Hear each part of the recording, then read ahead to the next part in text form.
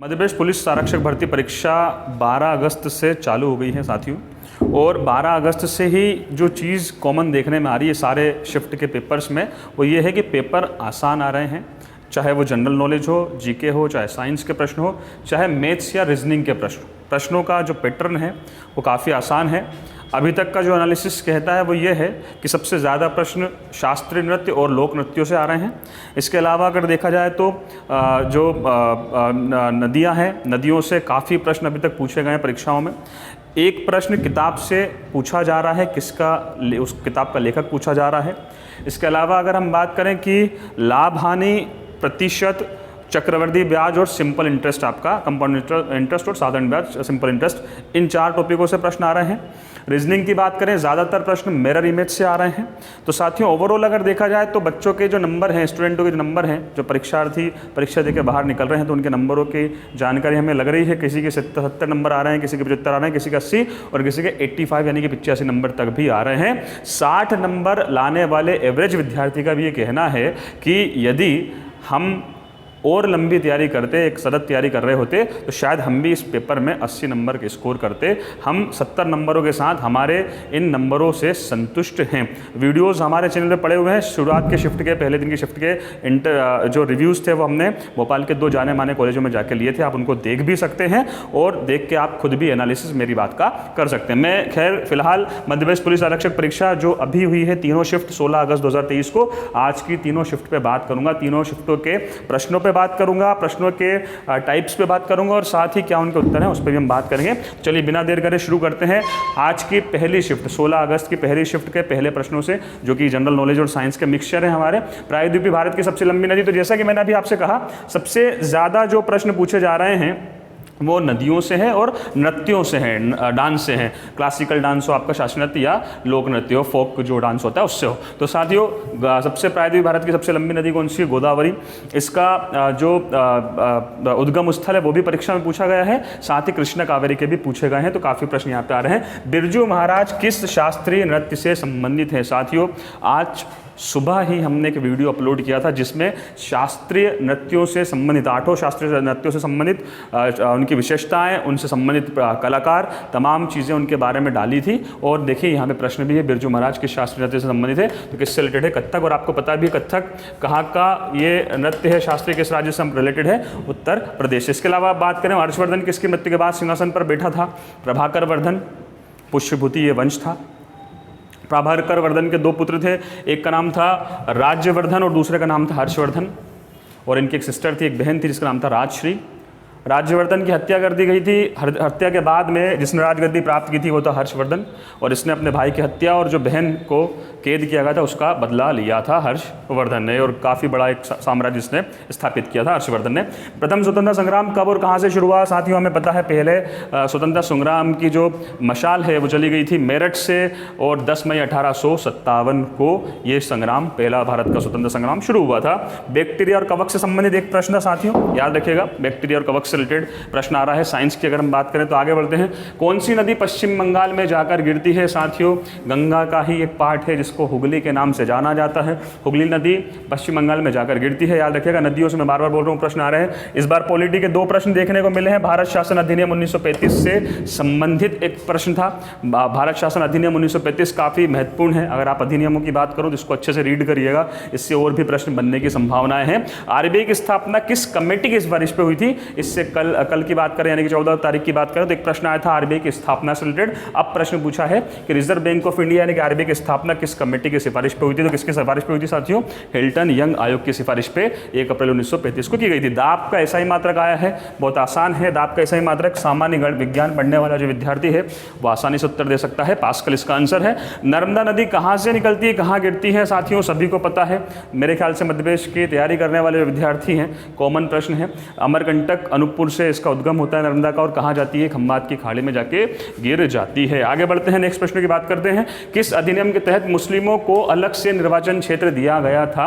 ये एक सुधार था। अगर आपने पॉलिटी थोड़ी सी भी पढ़ी है तो मार्लियामेंटो सुधार 1909 यहाँ पे आंसर आता है। कृष्णा नदी का मुहाना कहाँ है? कृष्णा नदी कहाँ से शुरू होती है? ये प्रश्न आ चुका है, महाबलेश्वर महाराष्ट्र। और कहाँ जाके एंड होती है? ये भी प्रश्न आ चुका है, बंगाल की खाड़ी। आज का प्रश्न है वो कल का प्रश्न था। एक कोशिकीय जीव का उदाहरण पूछा गया था, देख लीजिएगा। कोशिकीय जीव पढ़िएगा, आ रहे हैं प्रश्न इससे रिलेटेड। और जैसा कि मैंने आपको बताया था कि पुस्तक के लेखकों से भी संबंधित प्रश्न परीक्षाओं में आ रहे हैं। आगे बढ़ते हैं। अब देखिए साथियों, ये जो प्रश्न थे कुछ मैंने आपको बताया, ये पहली शिफ्ट के प्रश्न थे। अब बात करते हैं दूसरी शिफ्टों के कुछ प्रश्नों की। तो देखिए दूसरी शिफ्ट के प्रश्न में मध्य प्रदेश का राजकीय नृत्य पूछा गया है, जो कौन सा है, राई है। इसके अलावा आपको पता है एक माछ से संबंधित भी प्रश्न पूछा गया था, लोक नाट्य था वो हमारा। इसके अलावा अगर बात की जाए ब्राह्मणों पर सबसे पहले जजिया कर किसने लगाया, ये शायद मेरे ख्याल से प्रश्न जो है रिपीट है, पहले भी ये प्रश्न आ चुका है। फिरोज शाह तुगलक यानी कि दिल्ली सल्तनत से भी प्रश्न पूछे जा रहे हैं, इसको भी आप याद रखिएगा। अवतल दर्पण पर किसी वस्तु को अनंत पर रखने पर प्रतिबिंब बनेगा, काफ़ी अच्छा प्रश्न है, दर्पण का प्रश्न है। और कहाँ बनेगा साथियों, फोकस पर। 1857 की क्रांति का एक प्रश्न फिर से रिपीट हुआ है। 1857 की क्रांति के प्रथम शहीद कौन थे, तो ये थे आपके मंगल पांडे। इसके बाद बात करते हैं कृष्णा राजा सागर बांध, एक अच्छा प्रश्न है और ये भी देखिए नदी से ही रिलेटेड है। और कौन सी नदी है ये, कावेरी नदी, याद रखिएगा कावेरी नदी। तो नदियों से बहुत प्रश्न आ रहे हैं। पौधों में प्रकाश संश्लेषण किस भाग में होता है, किस भाग में होता है, पत्तियों। मतलब आप देखिए सामान्य विज्ञान के प्रश्न सामान्य ही हैं और सामान्य ज्ञान के प्रश्न भी सामान्य ही हैं। फिर बात करते हैं अन्य प्रश्नों की। गुजरात में मौर्यों ने किस झील का निर्माण कराया था, सुदर्शन झील का निर्माण कराया था। इलाहाबाद की संधि पर कब हस्ताक्षर हुए थे, 2 बार हस्ताक्षर हुए थे, 12 अगस्त 1765 को और 16 अगस्त 1765 को हस्ताक्षर हुए थे। पहले शाह आलम द्वितीय ने हस्ताक्षर किए थे, उसके बाद शुजाउद्दौला के साथ रॉबर्ट क्लाइव ने हस्ताक्षर किए थे। यहाँ पे बात की संधि पर हस्ताक्षर को हुए थे, तो पहली बार की अगर बात करें तो ये 12 अगस्त 1765 में हुए थे, शाह आलम द्वितीय के साथ रॉबर्ट क्लाइव ने किए थे। गति के नियम किसने दिए, बहुत आसान है, न्यूटन इसका आंसर है। मतलब सामान्य विज्ञान के बहुत सामान्य से ही प्रश्न है। वेद समाज की स्थापना, यहाँ पे आर्य समाज नहीं है, ब्रह्म समाज नहीं है, यहाँ पूछा गया, ये अच्छा प्रश्न है मेरे ख्याल से, वेद समाज। और इसकी स्थापना हुई थी, किसने की थी, केशव चंद्र सेन ने की थी, याद रखिएगा। संगीत की उत्पत्ति आपको पता है, भारतीय संगीत का जनक किस वेद को माना जाता है, किस वेद को माना जाता है साथियों, सामवेद को माना जाता है, ये आंसर है। शास्त्रीय संगीत से संबंधित शब्दावली से एक प्रश्न आया था, कुछ विद्यार्थी ने हमें बताया था कि 4-5 शब्दावली थी और पूछा गया था कि वो किस संगीत से रिलेटेड है। मैंने भारतीय जो शास्त्रीय संगीत है इसके ऊपर वीडियो एक बना रखा है सुबह, और मैंने बताया था कि भरतनाट्यम जो होता है उसमें 7 कर्म होते हैं, उन 7 कर्म जो हैं वो 7 कर्म 7 शब्दावली ही है। और अगर मुझे ऐसा लगता है कि अगर वह कहीं उन्हीं में से कोई अगर शब्द आए हैं 7 में से, जिसमें वर्णम था, शब्दम था, इसके अलावा श्लोक था, मंडलम था, ये जो शब्द थे इनसे ही अगर वो प्रश्न था तो भरतनाट्यम आंसर हो सकता है। बाकी जो भी प्रश्न है इस पर हम देखते हैं। चलिए, तो ये कुछ प्रश्न आपको दिख रहे हैं, सेकंड शिफ्ट के थे। अभी जस्ट 15 मिनट पहले, 20 मिनट पहले ही थर्ड शिफ्ट, तीसरी शिफ्ट भी हो चुकी है 16 अगस्त की। कुछ प्रश्न हमें जो पता चले हैं हमारे विद्यार्थियों के द्वारा, वो आपके साथ शेयर करना चाहूँगा। तानसेन से संबंधित एक प्रश्न था। अकबर का जो दरबारी कवि थे, जो राज दरबारी थे तानसेन, इनसे संबंधित एक प्रश्न था। शायद ध्रुपद शैली से रिलेटेड कोई प्रश्न था, देख लीजिएगा। डॉल्फिन का संरक्षण मध्य प्रदेश में किस नदी पर किया जा रहा है, तो कहाँ किया जा रहा है दोस्तों, चंबल नदी पर किया जा रहा है, इसको भी याद रखिएगा। इसके बाद झेलम नदी का युद्ध, आपको पता है विदस्ता का युद्ध के नाम से या हाइडे स्पीच के युद्ध के नाम से बड़ा ही प्रसिद्ध ये युद्ध हुआ था। सिख भारत में सिकंदर और राजा, पंजाब के राजा पोरस के बीच हुआ था, मेरे ख्याल से आपको पता होगा। बजट से एक प्रश्न आया है, 2 प्रश्न आए हैं, सॉरी, बजट से 2 प्रश्न आए हैं। एक प्रश्न शायद 2021-22 की जीडीपी पूछी गई थी कि कितनी रही है, ये है। और इसके अलावा अगर बात करें बैंक दर, साथियों repo rate, reverse repo rate, bank rate, SLR और सीआरआर, ये 5 टर्मों को बहुत बढ़िया तरीके से याद कर लीजिए। कितनी चल रही हैं ये अभी, है ना, कितनी रही है पिछले 3 माह, या अभी कोई परिवर्तन हुआ हो तो कर लीजिएगा। आ रही है एग्जाम्स में, repo rate, reverse repo rate आ रही है। इसके अलावा अगर बात करें नर्मदा नदी से संबंधित प्रश्न, तो जैसा कि मैंने अभी बताया, एक प्रश्न तो पहले ही आ गया था, उद्गम, जो सेकंड शिफ्ट में आया था, उद्गम और उसका जो मुहाना है वो। मगर यहाँ पे अगर बात करें थर्ड शिफ्ट में वापस से नर्मदा नदी से प्रश्न पूछे गए हैं, तो नदियों से काफ़ी प्रश्न आ रहे हैं, बहुत अच्छे से रट लीजिएगा। इस शिफ्ट में भी शास्त्रीय नृत्य और लोक नृत्य से संबंधित 3 से 4 प्रश्न आए थे।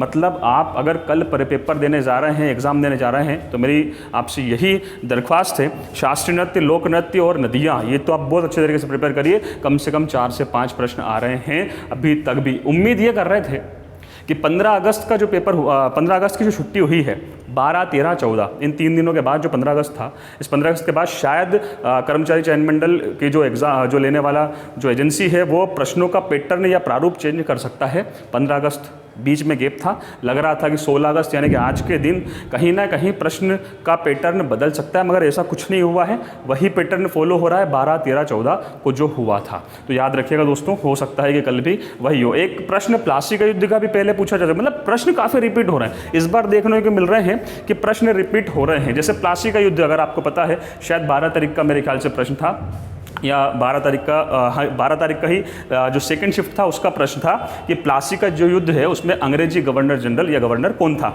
तो साथियों एक प्रश्न तो ये आ चुका है 12 तारीख को, और अब आया है प्लासी का युद्ध कब हुआ था। तो कब हुआ था ये 23 जून 1757 में हुआ था।